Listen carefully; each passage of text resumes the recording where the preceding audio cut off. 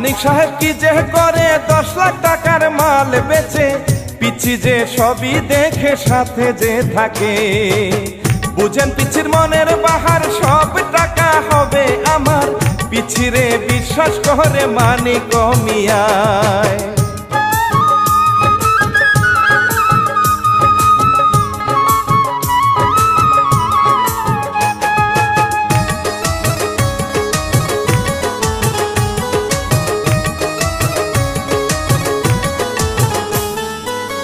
রাইতের বেলা কি করিল, দারোয়ান রে ফিটিং দিল, 2000 টাকা দিল, যাও গো বাসাতে।